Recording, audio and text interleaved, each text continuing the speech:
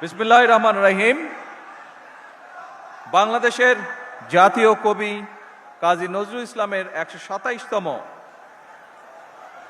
জন্ম জয়ন্তী অনুষ্ঠানে উপস্থিত মন্ত্রিপরিষদ সদস্যবৃন্দ, জাতীয় সংসদ সদস্যবৃন্দ, সরকারের বিভিন্ন পর্যায়ের কর্মকর্তাবৃন্দ, জাতীয় কবির সৃজন এবং সুহৃদ নজরুল গবেষক, সুশীল সমাজের প্রতিনিধিগণ, অনুষ্ঠানের সম্মানিত সভাপতি এবং সম্মানিত সুধীবৃন্দ, আসসালামু আলাইকুম। আগামী দুদিন পরে আগামী 25শে মে বাংলাদেশের মহান জনগণের পরম প্রিয়জন আমাদের জাতীয় কবি কাজী নজরুল ইসলামের ১২৭তম জন্মবার্ষিকী। তার চির অম্লান স্মৃতির প্রতি জানাই গভীর শ্রদ্ধা এবং ভালোবাসা। কৃতজ্ঞতার সঙ্গে তাকে স্মরণ করছি, আমি তার মাগফিরাত কামনা করছি। সম্মানিত সকল প্রিয় ভাই বোনেরা, ২০০৬ সালের পর থেকে জাতীয় কবির অমর স্মৃতি বিজড়িত ত্রিশালে জাতীয় পর্যায়ে নজরুল জয়ন্তী উদযাপন হয়নি। প্রায় ২ দশক পর আজ পুনরায় রাষ্ট্রীয়ভাবে জাতীয় কবির জন্ম জয়ন্তী আয়োজন করতে পেরে সরকার গৌরব বোধ করছে। এই অনুষ্ঠানে অনেকেই হয়তো, যারা মুরব্বী আছেন, অনেকে হয়তো একটি নামের সাথে পরিচিত। আমি এইরকম একজন মানুষকে গভীর কৃতজ্ঞতায় স্মরণ করতে চাই। তিনি ছিলেন মরহুম দারোগা রফিজুল্লাহ। এই মানুষটি ২০১৪ সালে কবি নজরুল ইসলামকে ত্রিশালের কাজীর শিমলা গ্রামে নিজ বাড়িতে এনে আশ্রয় দিয়েছিলেন। উপস্থিত সুধীবৃন্দ, আমাদের জাতির শ্রেষ্ঠ সন্তানদের যদি আমরা গভীর শ্রদ্ধায় স্মরণ কিংবা বরণ করতে না পারি, এটি তাদের নয় বরং জাতি হিসাবে আমাদেরই দৈন্যতা প্রকাশ পায়।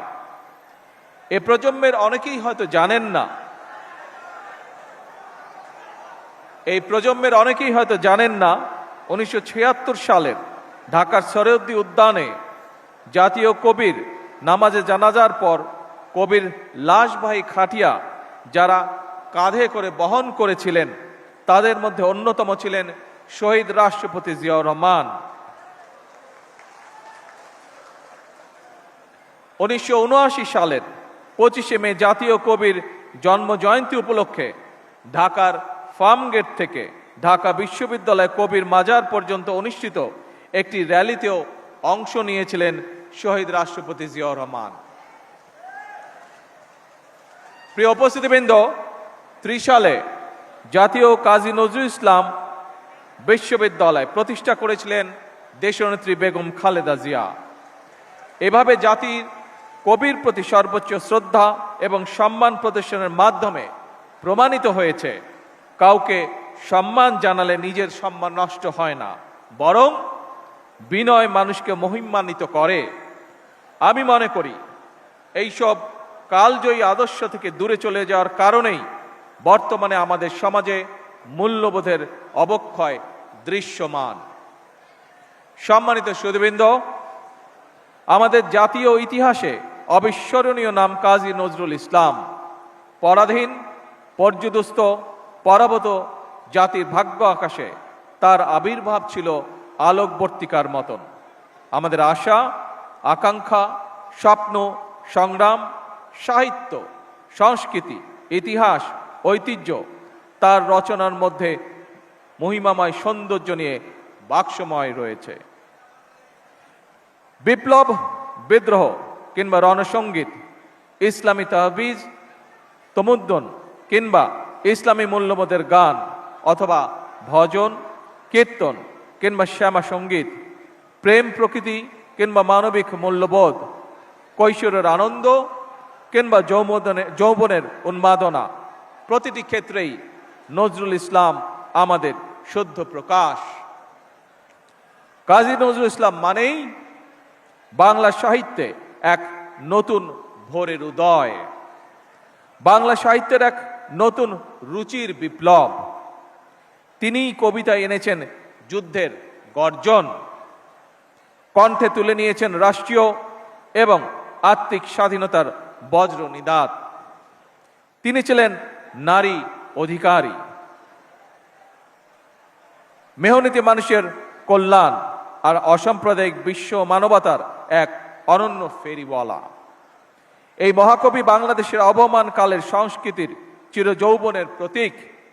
আমাদের হৃদয় জাগরুক হয়ে আছেন, ইনশাল্লাহ থাকবেন। সকল সম্মানিত উপস্থিতিবৃন্দ, দীর্ঘদিনের ফ্যাসিবাদী শাসন শুধুমাত্র দেশের মানুষের অধিকার আর দেশের অর্থ সম্পত্তি লুট করেনি, বিচার বিভাগ সহ দেশের সমস্ত প্রতিষ্ঠানগুলোকে ধ্বংস করে দিয়েছে।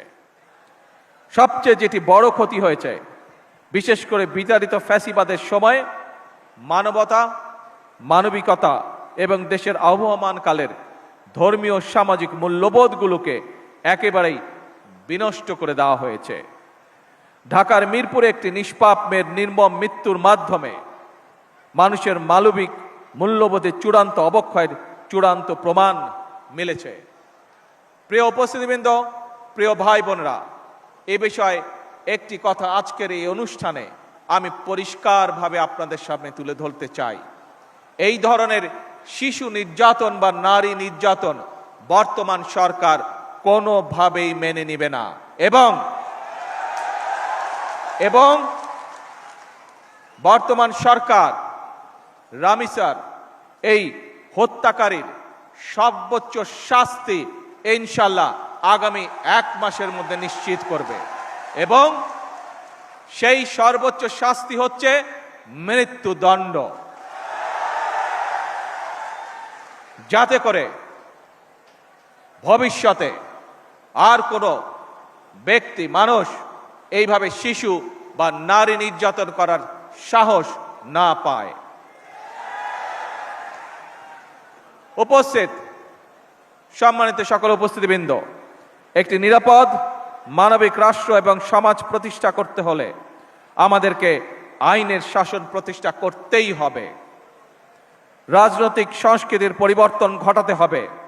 একই সঙ্গে আমাদের জাতীয় জীবনে পুনরায় বাংলাদেশের আবহমানকালের ধর্মীয়, সামাজিক, সাংস্কৃতিক মূল্যবোধের পুনর্জীবন ঘটাতে হবে।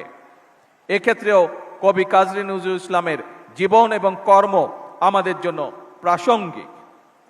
সম্মানিত সুধীবৃন্দ, কবি নজরুলের জীবন এবং কর্ম বিশ্ব সাহিত্য দরবারে আরো বেশি ছড়িয়ে দেওয়া প্রয়োজন। তার জীবনবোধ, তার জীবন দর্শন প্রজন্মের পর প্রজন্ম পৌঁছে দিতে হবে।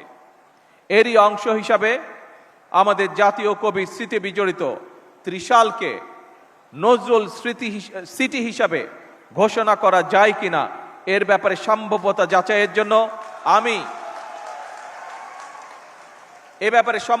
যাচাইয়ের জন্য আমি সংস্কৃতি মন্ত্রণালয় এবং পর্যটন বিভাগের প্রতি আহ্বান জানাবো। উপস্থিত সুধীবৃন্দ, উপস্থিত ভাই বোনেরা, বাংলাদেশ ও কাজী নজরুল ইসলাম এক অবিভাজ্য সত্তা। তিনি আমাদের জাতীয় সত্তার সার্থক প্রতিনিধি, আমাদের জাতীয় চেতনার প্রতীক, আমাদের জাতীয়তাবাদের প্রতীকীর। জাতীয় কবির জন্মদিনে আমরা অন্যায়, অবিচার, ক্ষুধা, দারিদ্র্য ও বিপদের গ্লানি মুছে ফেলি। সবার আগে বাংলাদেশকে ধারণ করি। একটি সমৃদ্ধ, স্বনির্ভর, গণতান্ত্রিক বাংলাদেশের জন্য নিজেদের নিবেদিত করার প্রত্যয়ে আমি কবি নজরুল ইসলামের জন্ম জয়ন্তীর 3 দিনব্যাপী উৎসবের শুভ উদ্বোধন ঘোষণা করছি। জন্ম জয়ন্তী উৎসবের সার্বিক সফলতা কামনা করে আমার বক্তব্য শেষ করছি। আল্লাহ হাফেজ। বাংলাদেশ জিন্দাবাদ।